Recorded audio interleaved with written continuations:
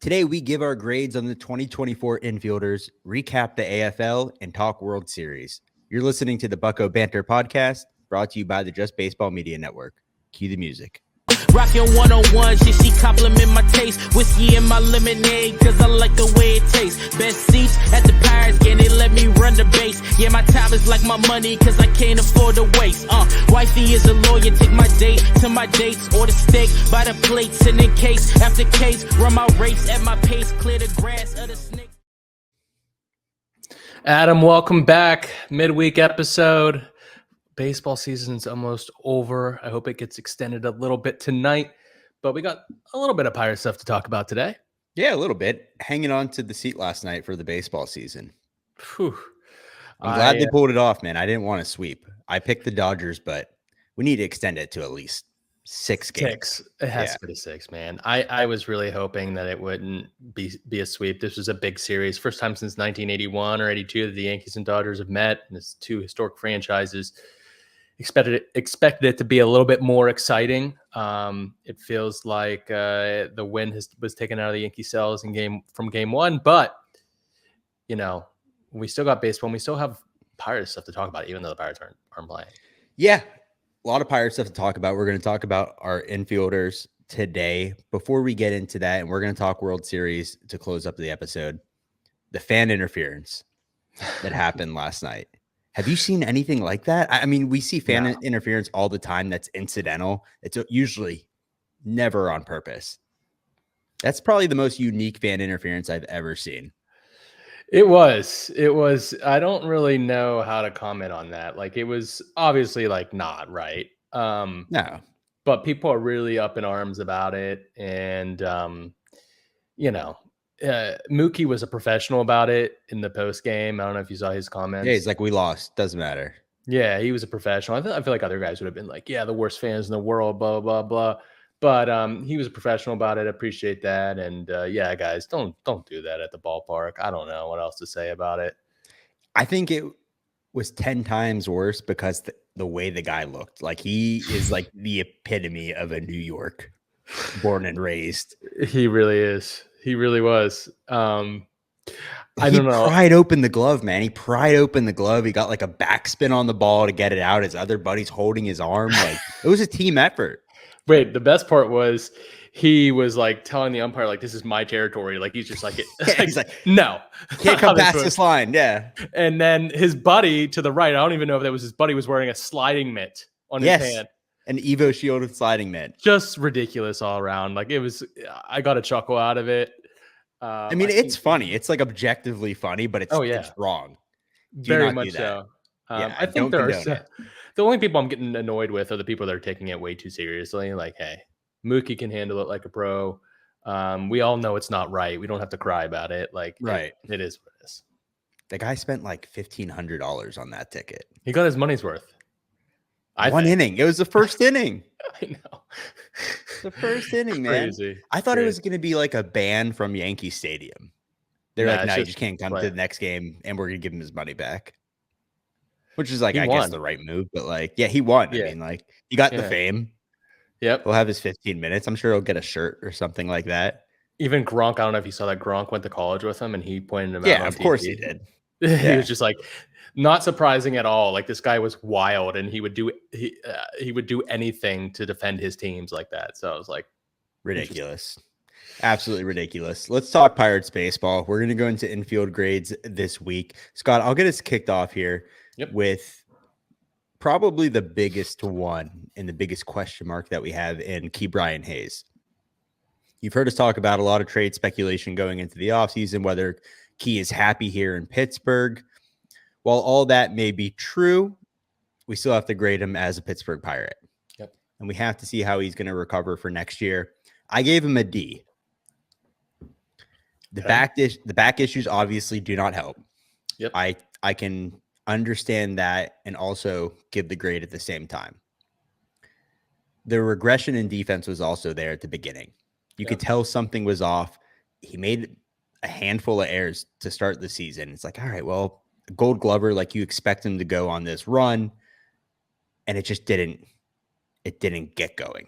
The bat never got going after spring training. He hit 233, 283, 290, and a 573 OPS. Only 4 home runs on the year, 25 RBIs. He did have 129 less at bats than he did in 2023. But here's the thing, man. He's not taking walks. He's not barreling the ball. He's in the 3rd percentile. He's in the 8th percentile in sweet spot. He dropped from a 13 run value on defense to a 4. And it went from a 17 outs above average to a 6. And even the metrics and arm strength dropped. So it's like, yes, the back issue is a problem, but the numbers don't lie. Like, there was a clear regression this year. It was super disappointing. I'm sure he would tell you that himself, just from availability standpoint.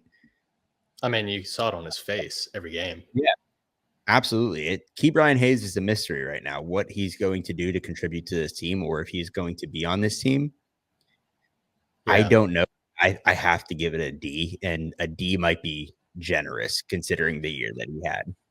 Yeah, I was thinking about this earlier, and I wasn't going to give him an F, but like, I think I have to go D as well, because just a very disappointing year. Like, you locked this guy up for 7 years on a pretty friendly deal, but you locked him up long term. The Pirates don't lock up many guys long term, and for him to like have this type of season, is a team like the Pirates can't afford that. And he didn't. It'd be one thing if he provided value elsewhere. Like, we all know he was a Gold Glover last year, but the regression was there defensively. Well, okay, is he taking walks? Is he getting on base? He's not even doing that. So 573 OPS. He's your Gold Glove third baseman who you sign long term. Like, these are numbers that you just can't have from a guy like that. And the back issues are another thing too. Like, that's really concerning at mid-20s. So if he's a Pirate next year, I'm saying that with no knowledge of what's going to happen, but I hope he is, and I hope he bounces back. But he's going to need to have a really big bounce back next year, obviously. And he's our guy. Him and Brian Reynolds, who's 2 guys we locked up long term, and we need those guys for a small market team to produce. Yeah, he doesn't hit free agency till 2031. So it's like, this is what you have in Ke'Bryan Hayes, and you have to make the most of it, or you have to move him. Like, you have to figure out a way to utilize his talents. I think the glove will get back. Yeah, me too. To where it was. That's valuable. I understand that, but we mention it all the time, and the bat, we need bats.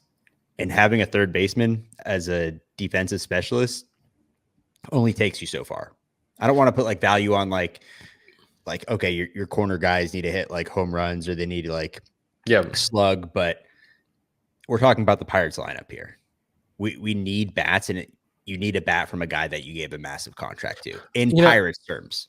Yeah, 100%. And he came up as a bat to ball guy. Like, he was a guy that was supposed to hit for a high average and whatnot. And I don't even care if he's hitting 280 with like 7 to 12 home runs. I don't care about the home runs. If he can at least provide us like a high average or a high OBP, like something offensively, they need that. They need that bat. But everything went down on every aspect of his game last year. And I think part of it was mental too. So you can't rule that out, but disappointing year nonetheless. Absolutely. Why don't you get us started with someone else here, Scott? Let's go to Jared Triolo. Everyone knows who listens to Bucco Bantr. I'm a big Triolo guy. I was at the beginning of the year, and I still am. I'm going to admit it. I still am. Big Triolo guy, especially after the Nikki G interview. Obviously his numbers offensively weren't sexy. He came out of camp and was the starting second baseman. And then he moved around a lot. He played a little bit of short. He played some third. I think he played a little bit of outfield. Could play some first. I'm going to give him a C because, and some people might think that's generous, but I think the value he provides defensively and off the bench, and I think that's his role going forward, is a super utility guy, is super valuable. I think the offense is going to tick up. We saw it the last 2 months of the year. Like, his numbers were tremendous through like mid-August, the end of the year. He's a guy that I see taking a big step forward next year in every aspect of his game. And we know that defense is going to be there. And we know that we heard Nikki G say that his routine's the same every day, no matter what's going on, no matter how he's performing. And he's a guy that I want on this team. He's a guy that I think could be a valuable backup for many years. So I'm going to go C with hopes of, a big step up next year. I agree. I gave him a C.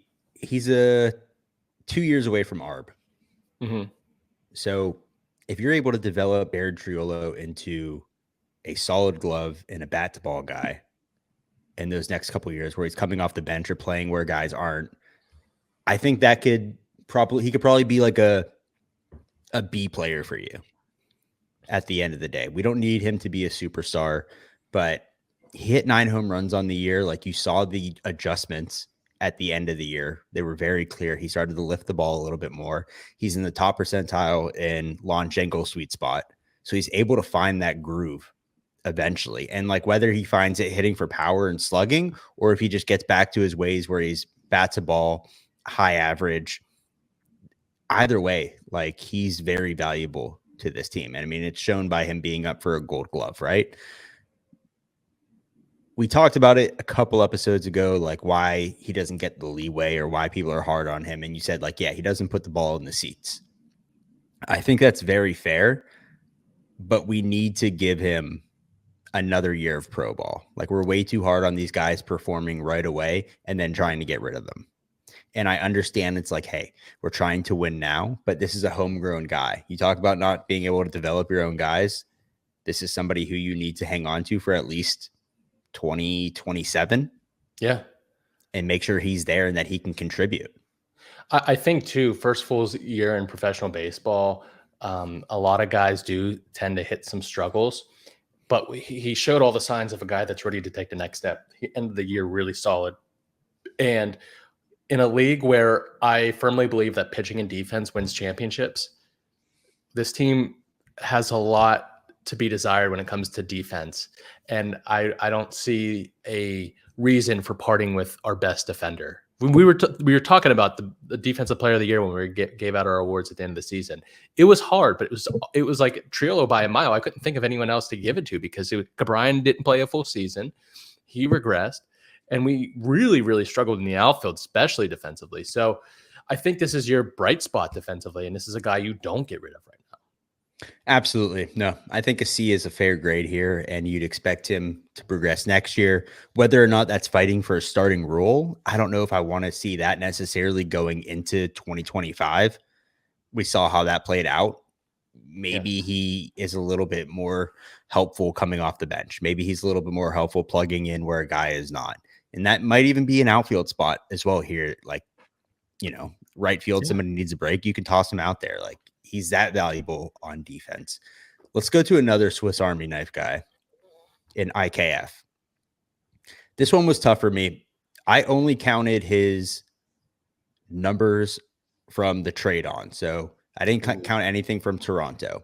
Okay. Because we know what he was doing with Toronto. He was fighting for a batting title there. I think he was hitting like 330 almost.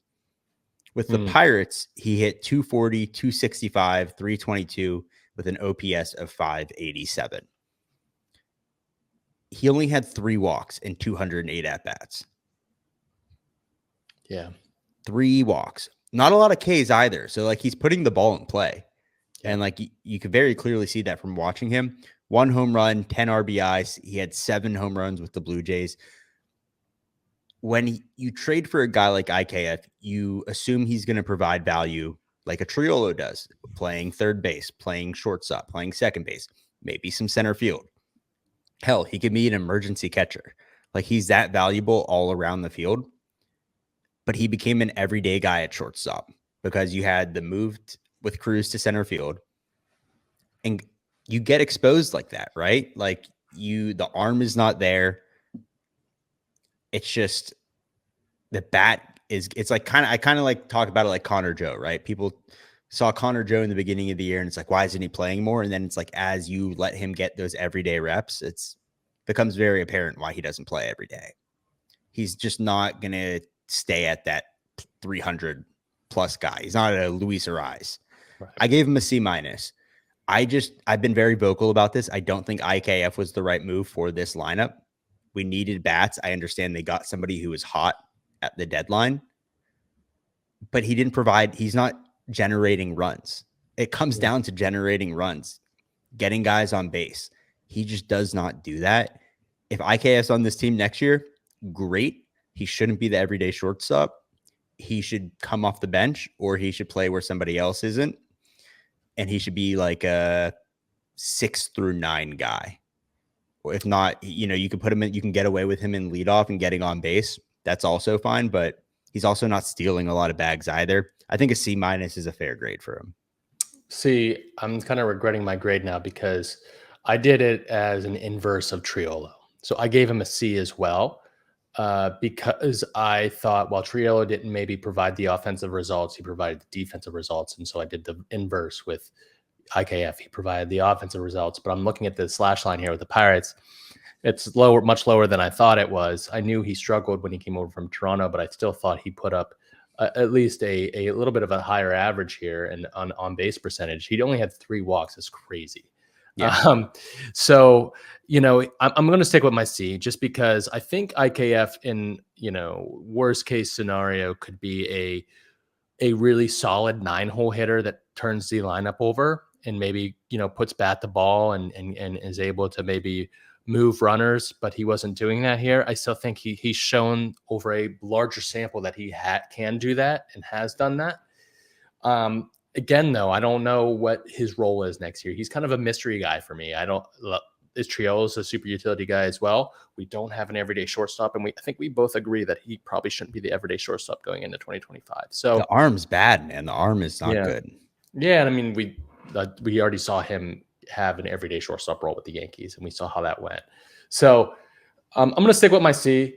I still think the bat talent is there, and I still think he could provide some type of value to this team if still here in 2025.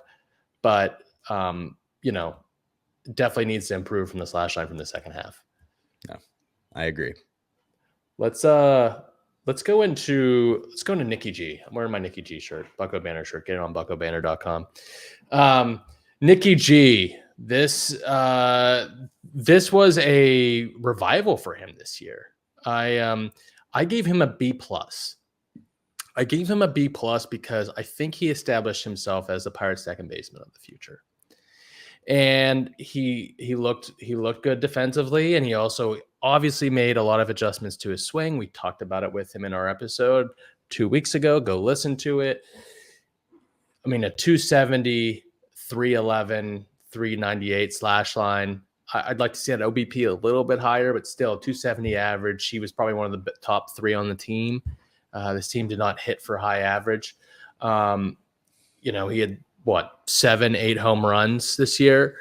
And, I think his improvements were encouraging because watching this organization fail to develop hitter after hitter after hitter and him bust through this year, it gave me a little bit of hope going forward because I was like, okay, Henry Davis doesn't look like anything's changed every time he gets called up.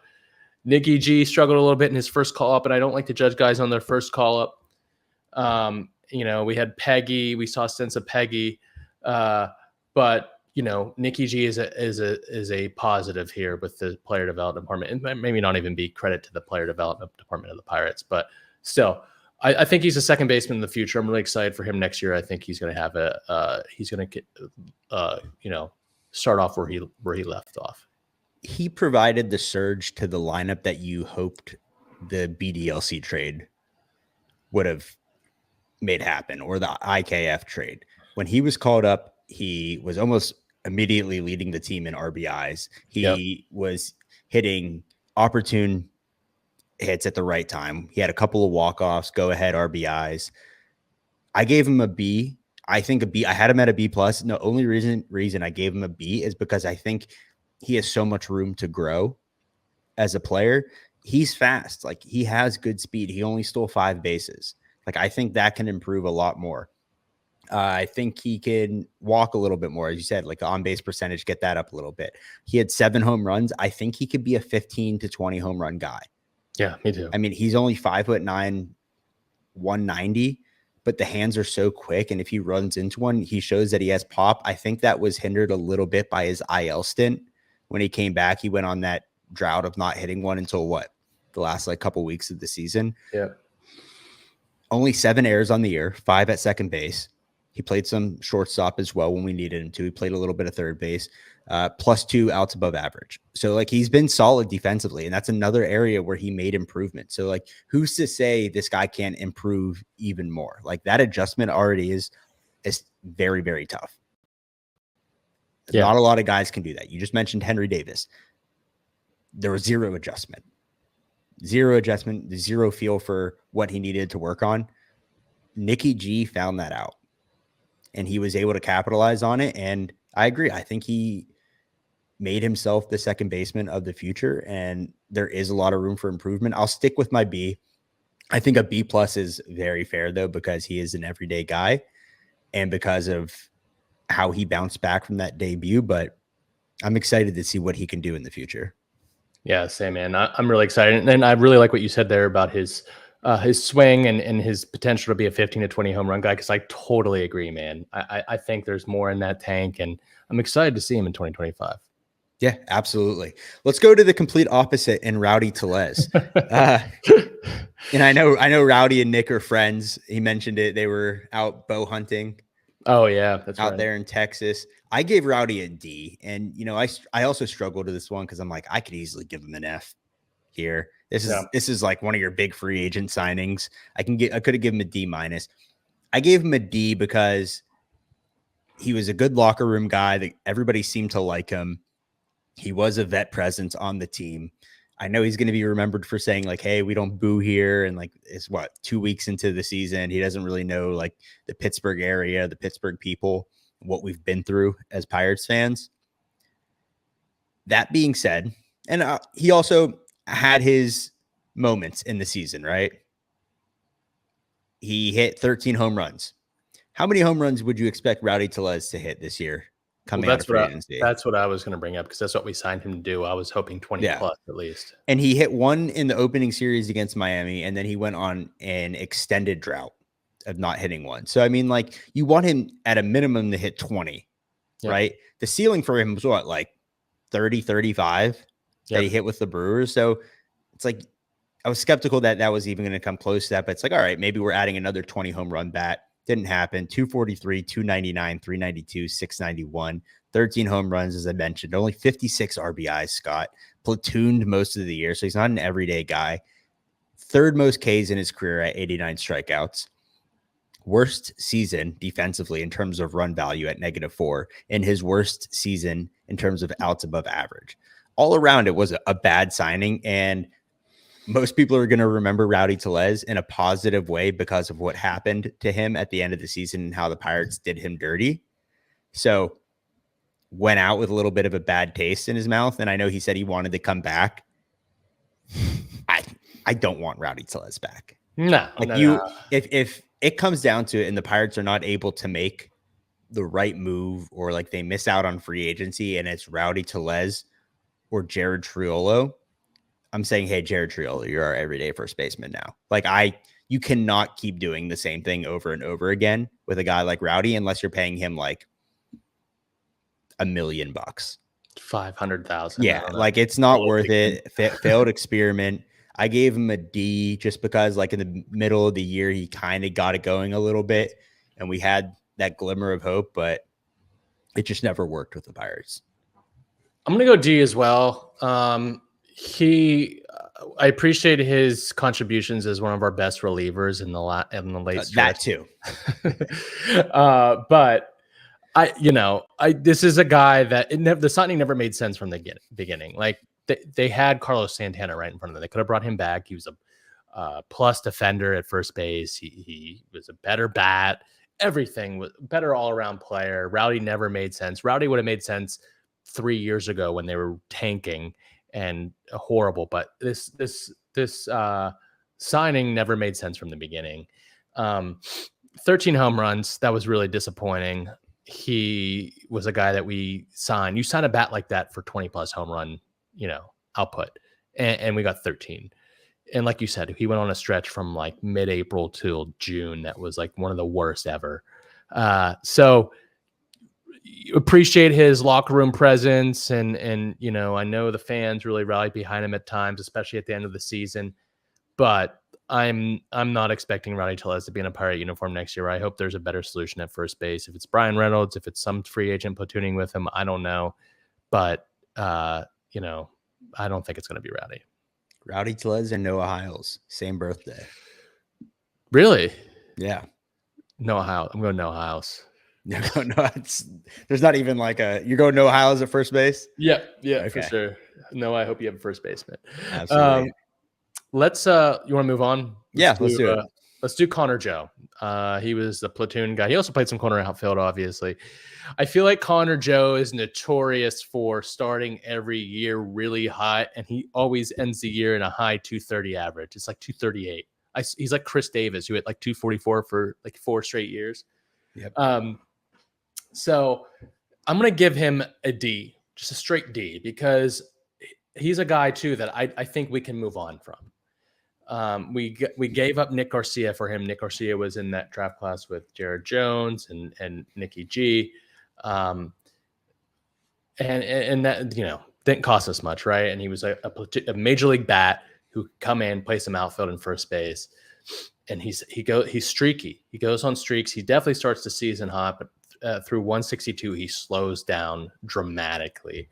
And yeah, I mean, this year he had a slash line of 228, 320, 368, 688. 320 is a really good OBP for a 228 average. I'll just put it that way. So he took his walks, obviously, but only 9 home runs. Like he's not going to get you 15 to 20 home runs. This organization, this team needs more slugging. And if you're going to have guys hit 228, I'd rather them put the ball over the fence 20 times. Yeah. What's your grade? D. I give him a D+. He was half WAR guy, and the only reason I added that plus to it, because I had him at a D, is the versatility, because like he provided that for the Pirates. He played left field 79 games this year. He played first base 79 times at first base, 44 in right field, 6 in left field, and 3 times as a DH. 9 home runs, 36 RBIs. And I love what you said about him, because he tricks everybody at the beginning of the year, right? And I have it broken down here. In March and April, he hit 292 with 3 home runs when they got off to the awesome start. In May, 261 with another 3 home runs. June, 169 with 1 home run. That drop off is huge. Yeah. July, 212, no home runs. August, 175, 2 home runs. And then September, early October, 154, no home runs. So not only is he not hitting for average, he's not slugging, but a big bat like him, he's not putting the ball out of the park either. He's so streaky, and it just gets exposed on a day-to-day basis through 162. I 100% agree. And it's not like he's providing plus value with the glove at any position, right? He has a good arm. Negative run value in the outfield in both spots. -2 overall and outs above average. I think this is a guy you either look to move this offseason. I don't know like what the deal is with his contract, how many years we have him locked up for, but it's 1 more, 2 more. I don't think it's a lot. It's just you've seen what you're going to get from Connor Joe. He can't be an everyday platoon guy. I think Connor Joe is the definition of a replacement level player in this league. And we need to fill our roster with better. Let's put it that way. If we're going to keep Brian De La Cruz, especially next year. So, appreciate everything he's given us in those first 2 months of every year he's been here. But, and he's a guy that we drafted too, and he came back. So, Connor Joe is fine. He's a replacement level player, but I think with the direction of this organization, where they're going, I think they can move on. You just have too many of the same guys. Like we've mentioned it before, you need diversity throughout, not only throughout 1 through 9, but your entire lineup or your entire roster. Agreed. So you can't have 3 of him on the bench. That leaves us with Alika Williams, Scott. We don't have to spend too much time on this. I gave him a D.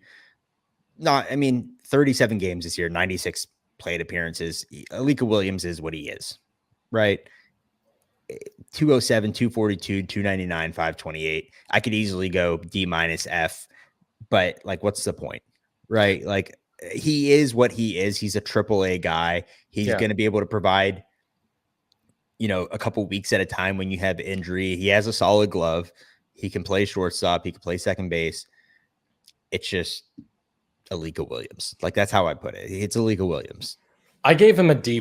I know I'm just being different here. Well, not that different, but he is a guy that when O'Neal Cruz was playing shortstop, he was that backup that was a plus defender at shortstop. When Alika went down and O'Neal was still at shortstop, who was the backup? Like Nick Gonzalez or someone else? Like, definitely a little bit of a gap there, right? Like, not that Nicky G's a bad shortstop, but like Alika's a plus defender. He's a glove first player.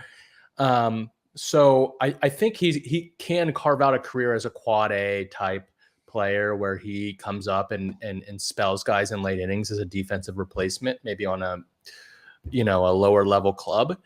But and there were times too this year where I thought, hey, he puts the bat on the ball a little bit. He's never going to put the ball in the seats more than 5 times a year. Like, he really isn't. But he can do a little bit of damage at the bottom of the order, putting the ball on the ground, moving runners and stuff like that. So just because of his defense and how good it is, I gave him a D+. I rounded up a little bit, but he's a guy I don't really expect to see up here next year. Made the opening day roster. I know. To everyone's surprise. Yeah, I agree with that. I mean, he wasn't terrible with, 207, 242, 290. The slash line doesn't look good. Like, no, but you're right. He put the ball in play. Like, he was able to lay down some bunts. Like, he is what he is. And if he stays that way, I'm perfectly fine with that. You run into a problem when he has 300 plate appearances, right? 96 is perfect here. 37 games, perfect. You don't need any more than that. And then I think, we can throw Peggy in here too. Peggy didn't really have much of anything this year. I think it's unfair to give him any type of grade. He spent most of the year in AAA. But that wraps up the infielders. The only thing I'll say on Peggy is that I saw, and this was his trouble in his first stint, is that he had a really hard time picking up breaking balls. So he might be in the same boat as Alika of being a quad A guy if he doesn't make those adjustments going forward. But I don't mind giving him grade. He has this hitch in his swing where like his arms get back into like a load position and then they drop down and then he goes. So it's not like a smooth, fluid, get the barrel through the zone as long as you can, which then prevents him from getting like a good launch angle, right? He hits the ball into the ground a lot. It's either a line drive or a ball into the ground. So a guy with pop, like Peggy has pop. He's strong. Like he can hit the ball out of the park, which is probably what you expected him to do going into this year when you're see him fighting for a second base spot with Triolo. And I think that was the argument, right? Like he's pretty flashy with the glove. Like he's got decent range and he can hit. That was probably the notes on him for at least a fan's perspective, but the bat's also inconsistent. For sure. There's mechanics that need to be adjusted for him to be an everyday major league hitter. So yeah, you might be talking another quad A guy. For sure. Let's move on unless we have another infielder to talk about. Let's go into the Arizona Fall League, man. We got a couple more weeks or maybe another week or so of the Arizona Fall League. I'll get us started. We only have 2 games to talk about, so I'll get us started on Monday. We had the Scottsdale Scorpions playing the Salt River Rafters. They lost 3-1. I feel like every game we've recapped over the past week is a loss, but whatever. Tamar Johnson led off, played second base. He went 0 for 2 with 2 walks and 2 Ks. He's at 270 on the year. Sammy Ciani, 1 for 4 with an RBI. That was a single. He had the lone RBI of that game. He's hitting 395. And then Khristian Curtis bounced back from his bad start. He started this game 4 innings pitched, 1 hit, no earned runs, 1 walk, 2 Ks. Take us into Tuesday, Adam. Yeah, it's nice to see Curtis get the love. He had some national recognition. Did you see that? Yeah. The pipeline, yeah. About the arm injuries and his comeback. And there's a little interview that you can go watch from him on the Arizona Fall League website. Really good to see. Tuesday, we got a win, Scott. 9-7 against the Peoria Javelinas. Kervin Pichardo, 1 for 4, 1 run, and a walk. He's at 258. Derek Diamond, 1 inning pitch, no hits, no earned, 324. He's having a good fall. Yeah. And then Eddie Yeen, 1 inning pitch, no hits, no earned, 9.53 ERA from the blowups in the past couple of outings. And then today is a Wednesday. We're recording will be the first game with all the Pirates position players in the lineup together. I think that's 4, right? Yeah, so it'll be Blanchard, Pichardo, Tamar, and Ciani. There you go.